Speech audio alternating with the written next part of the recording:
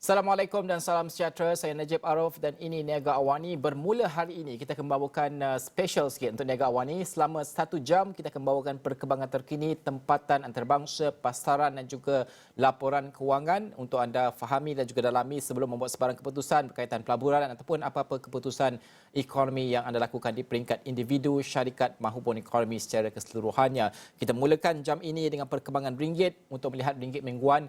Pergerakan sepanjang minggu ini termasuk jangkaan ringgit pada minggu ini dijangka menyaksikan urus niaga yang tidak menentu berbanding dolar Amerika Syarikat pada sepanjang minggu ini.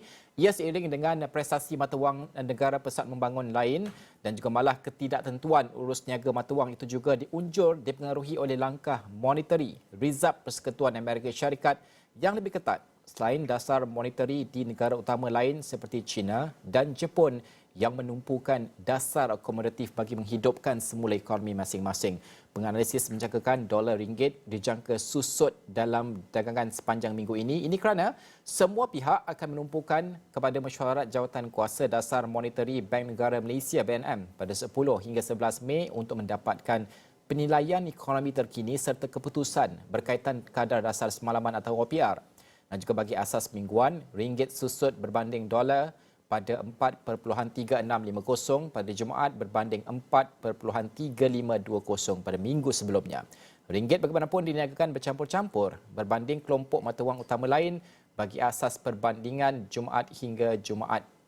Dan juga itu keadaan semasanya bagi ini angka dan juga laporan terkini berkaitan dengan ringgit. Acap, sudah pasti kalau kita melihat kepada grafnya, Ashraf Hasnan ada graf kenaikan ringgit itu, kalau boleh kita dibacakan dan juga kongsikan pada ketika ini. Ya, Najib, dan sudah tentu apabila kita bercakap berkenaan dengan prestasi ringgit dalam tempoh sebulan, kalau kita nak melihat prestasinya mungkin boleh dikatakan agak tidak menentu juga seperti yang Najib katakan tadi. Melihat pertamanya kalau kita mengambil angka dari Rabu 6 April 2022 berada pada paras 4.2206 dan kemudian ianya sedikit mengukuh sekitar pada 13 April 4.2053 dengan ianya kembali agak meningkat ataupun melemah sedikit iaitu 4.2816 pada 18 April lalu dan sedikit nampaknya sehari selepas itu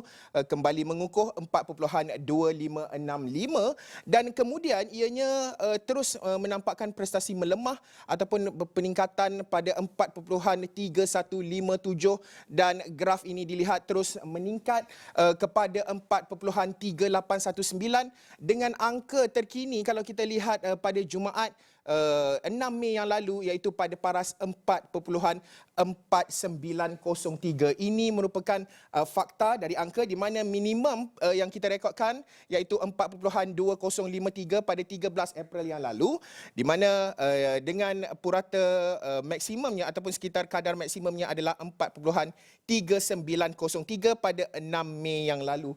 Ini merupakan angka dalam tempoh sebulan yang lalu dari segi prestasi ringgit berbanding dolar Amerika, Najib. Kalau kita melihat tahap kelemahan itu, Ashraf, sudah pasti itu ada apabila pengumuman oleh The Fed sendiri meningkatkan secara agresif kadar faedah mereka untuk mengekang kenaikan kadar faedah di Amerika Syarikat sendiri.